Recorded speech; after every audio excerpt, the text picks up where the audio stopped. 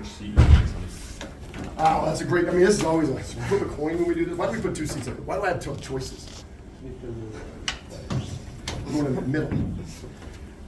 I'll make the decision for you. Please speak about tonight's win, sir. Thank you, Sir Nicholas. Season started today. You hear me say that a lot. You know, season's going to start every week. We're going to start again on Tuesday. There's 1-0 on the board till midnight. We'll be 0-0 again at midnight. You know, Austin Peay, obviously, I'm going to talk about this real quick. Austin Peay just did a heck of a job against Air Force. And you can't take these wins for granted. Winning's hard. Young teams are trying to figure out how to win. Game pressure, obviously, with free throws. Like, guys got to step up, and they got to do. Guys that have been there before have to step up and do the job once again. That's unacceptable. But there was so many good things that our guys did. But I want to give a shout out to Diedrich first. That is as good as a Fullerton team as I've seen him have in a while. That's a team that is going to do some damage in the Big West. Their guards, their positional size put you in precarious situations, which is why they pinned so many fouls. I mean, they were putting their head down and going. Now, they only had 7 assists at halftime. They had 7 assists for the game. So that's a testament to they're playing isolation ball. We're not giving up threes.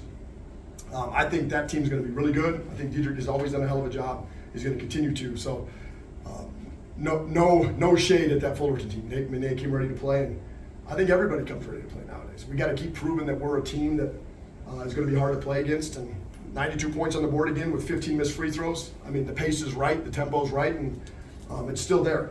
And I think we guarded the areas that are very important for us, which is the three-point line. It's been a point of emphasis for us for the last week. It's not giving 40 threes up to people, to teams. And for them to go 3 for 16 for the three-point line is a big deal. For us to be 19 assists, 11 turnovers, a lot of helpers out there, that's a big deal. To come back from being down on the boards at halftime to winning the boards is a big deal. So this we talk about where winning lies a lot. And 5 turkeys, not 7. 7 wins for sure. 6 gets you close. 5 turkeys, not good enough. Taking care of the basketball side of it, very good. Very good. Transition, they actually got us in transition, 25-22. So I thought their pace had us on our heels a little bit there in the first half.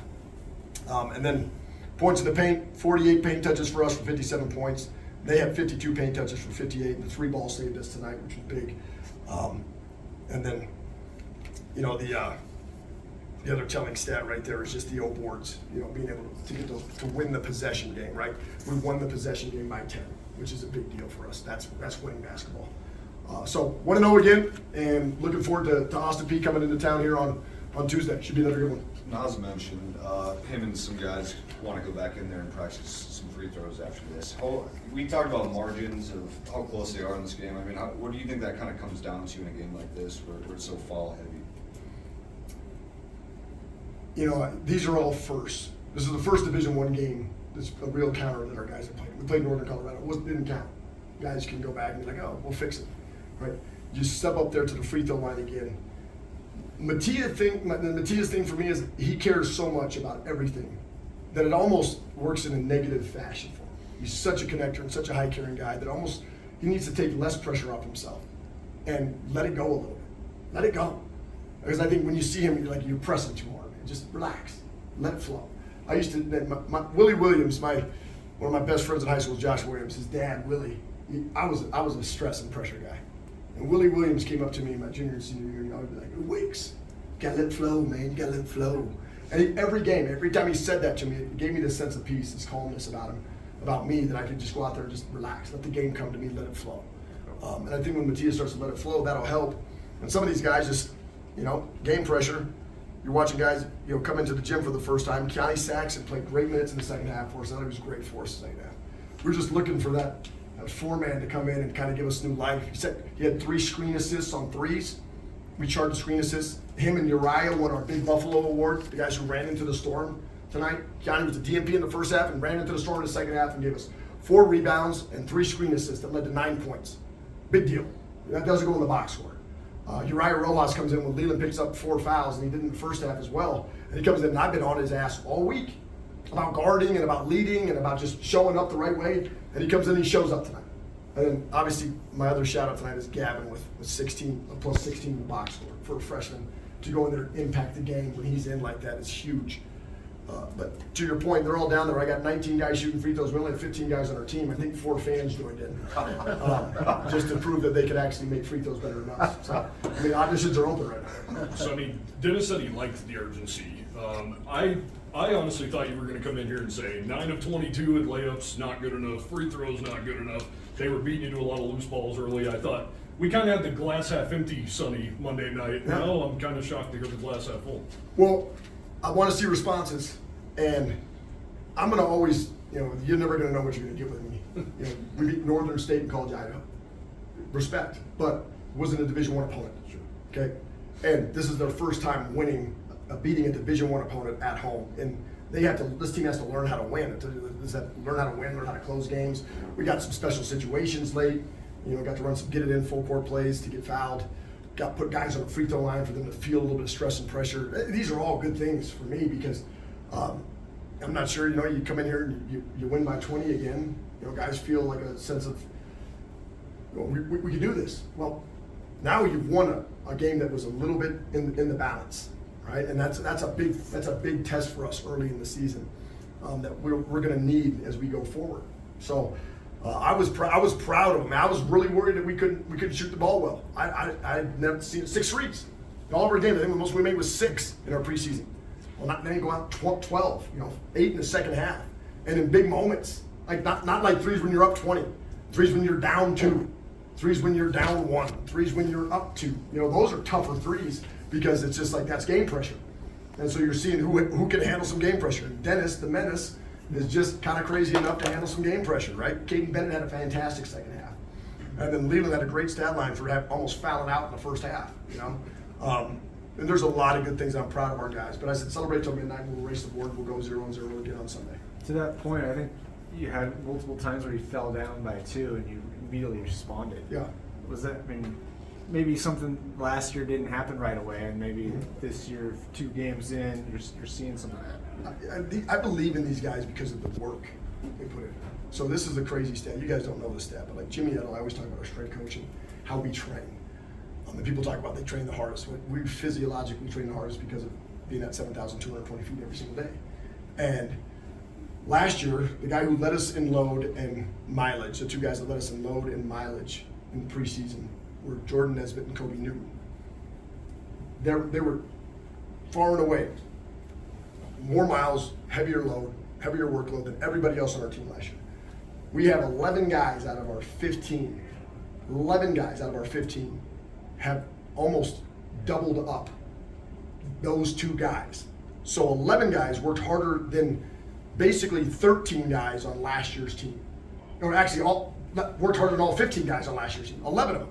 Just on how we track our connects on training, how we track our mileage and our load. So this team is built to withstand some hard things, and that's where that's why I'm proud. I come in here, I know the work they deserve, they earned success. True happiness is earned success. It's not given to you, it's not handed to you. You earn that crap, right? And these guys have earned it, and so that's why I want success for these guys as much as any team I've ever been a part of because of how freaking hard they work.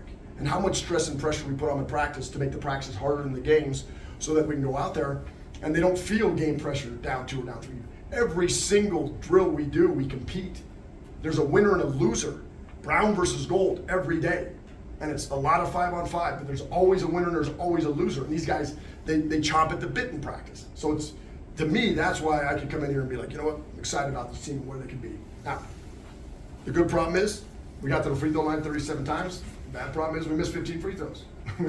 We left too many on the board. So we'll correct that, we'll fix that, and we'll see if guys can step up and handle the pressure later. How much did, I think 59 fouls between the 2 teams, how much did that maybe affect or impact the pace that you wanted to play at, especially at that altitude? Yeah, you scored 92 points, and then, you're not going to sit there and say that there was a shot clock violation today, besides the 2 that we had really good defensive possessions on.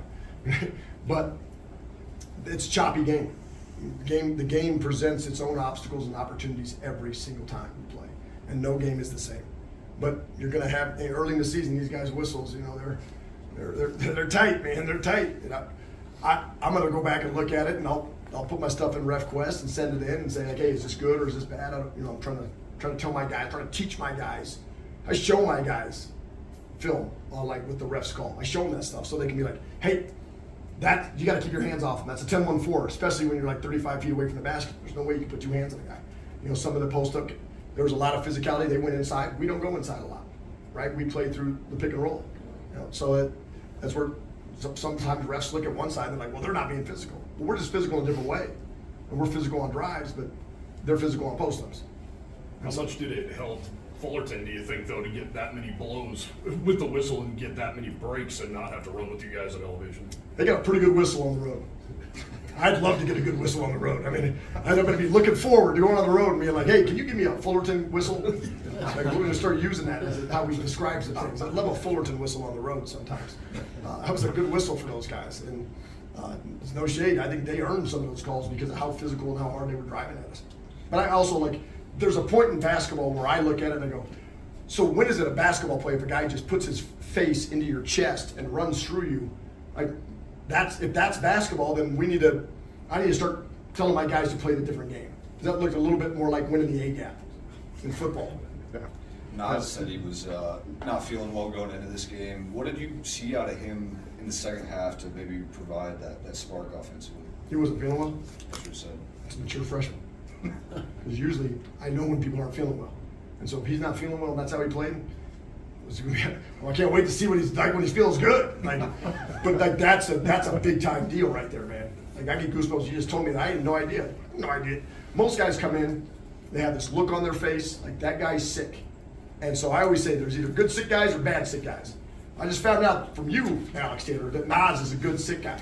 Right? So I like good sick guys. Bad sick guys, you might as well stay home, man. And we might as well call the ambulance and take you to the ER and then just tell you, you know, you show up the next game because you're probably not going to be very good.